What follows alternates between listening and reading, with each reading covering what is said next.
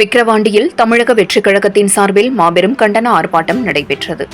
விழுப்புரம் மாவட்ட விக்கிரவாண்டி வட்டாட்சியர் அலுவலகம் முன்பு தமிழக வெற்றிக் கழகம் கட்சி விக்கிரவாண்டி மாவட்ட தென்மேற்கு சார்பில் மாவட்ட தென்மேற்கு செயலாளர் வடிவேல் தலைமையில் முஸ்லிம்களுக்கு எதிரான வக்பு மசோதா சட்டம் திரும்பப் பெற கோரி கோஷங்களை எழுப்பி மாபெரும் கண்டன ஆர்ப்பாட்டம் நடைபெற்றது. இதில் மாவட்ட கழக இணைச் செயலாளர் ரமேஷ் என்கிற சக்திவேல், மாவட்ட துணைச் செயலாளர்கள் காமராஜ், கார்த்தி, மாவட்ட இளைஞர் அணி அமைப்பாளர் பிருத்திவிராஜ், மாவட்ட வழக்கறிஞர் அணி அமைப்பாளர் குமரேசன், மாவட்ட மகளிர் அணி அமைப்பாளர் மனோரஞ்சிதம், மாவட்ட உறுப்பினர் சேர்க்கை அணி அமைப்பாளர் மணி, நகர செயலாளர் சிவகுமார், விக்கிரவாண்டி கிழக்கு ஒன்றிய செயலாளர் சேகர், மேற்கு ஒன்றிய செயலாளர் மணிராஜன், மத்திய ஒன்றிய செயலாளர் பாரதி, வடக்கு காணை ஒன்றிய செயலாளர் முத்து, காணை ஒன்றிய செயலாளர் தெற்கு ஜான் பீட்டர் மற்றும் மாவட்ட ஒன்றிய நகர கிளைக்கழக நிர்வாகிகள் கலந்து கொண்டனர். 7 கிரீன் நியூஸ் செய்திகளுக்காக விழுப்புரம் மாவட்ட செய்தியாளர் எஸ் கலைக்குமார். வேண்டாம் வேண்டாம் வேண்டாம் வேண்டாம் ஒன்றிய அரசின் ஒரு சட்டத்திருத்த மசோதா வேண்டாம். வேண்டாம் வேண்டாம் வேண்டாம் வேண்டாம் ஒன்றிய அரசின் ஒரு சட்டத்திருத்த மசோதா வேண்டாம்.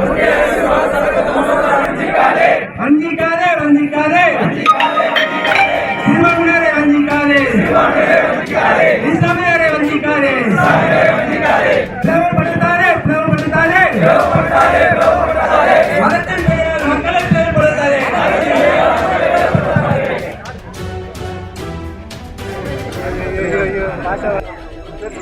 தமிழக வெற்றிக் கழகம் நிறுவன தலைவர் தளபதியின் ஆணைக்கிணங்க தமிழ்நாடு முழுவதும் மத்திய அரசு புதிதாக கொண்டு வந்துள்ள வக்ஃப் சட்ட திருத்த மசோதாவை திரும்பப் பெற கோரி ஆர்ப்பாட்டம் நடைபெற்றுக் கொண்டிருக்கிறது.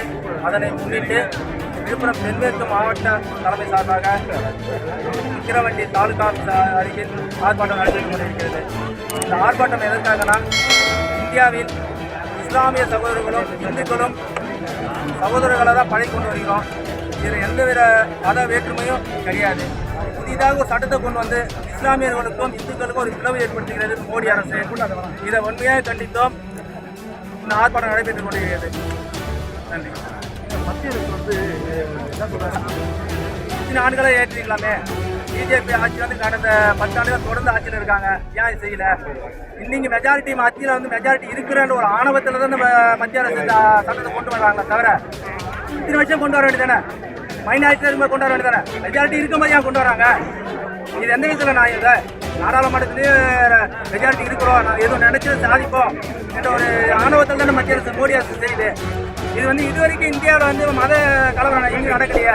வட மாநிலத்தை தவிர தென் மாநிலத்தை எங்கேயாவது ஒரு இடத்துல மத கலவரம் நடந்திருக்கா? நீங்கள் கேள்விப்பட்டிருக்கீங்களா? சொல்லுங்க. இது வரைக்கும் கிடையாது. இந்த புதிய சட்டம் கொண்டு வந்து இதுக்கப்புறம் பிளவுபடுத்துறமே தான் இந்த மோடி அரசு சட்டத்தை கொண்டு வந்து என்ன வரும் சார்? இன்னைக்கு வந்து இஸ்லாமியர்களும் கோயிலில் போய் நம்ம இந்துக்களை வக்ஃபு குழுவில் வந்து ஒரு ஆளை போட போறீங்க. அப்படி போட்டால் சில பிரச்சனைகள் வருது. இப்போ இந்து கோயிலில் வந்து ஒரு முஸ்லீமே போட்டால் நீங்கள் ஏற்றுவீங்களா? சொல்லுங்க.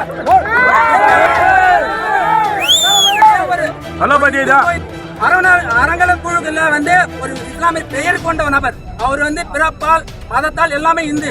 அந்த பெயர் மட்டும்தான் அவருடைய ஒரு ஏதோ ஒரு எண்ணத்துல முஸ்லீம் பெயர் வச்சிருக்காங்க. அவரு அந்த அறநிலையத்துறையில ஒரு குழு ஒரு நம்பரா போட்டிருக்காங்க. அதுக்கே இந்து அமைப்பு எதிர்ப்பு தெரிவித்து ஹைகோர்ட் வரைக்கும் கேள்வி போட்டிருக்காங்க. எதுக்கு போட்டாங்க? ஏன் இருக்கக்கூடாதா? ஒரு இஸ்லாமியர் கூட வரக்கூடாதா? எந்த விதத்தில் நாயது? அப்ப இஸ்லாமிய சொத்துக்களை பாதுகாத்துக்கு இந்துக்கள் போகணுமா? இது எந்த விதத்தில் நாயா? இது முழுக்க முழுக்க மோடி அரசு இந்துக்களை வந்து இந்துக்களும் முஸ்லீமும் பிளவுபடுத்துற செயல். நன்றி.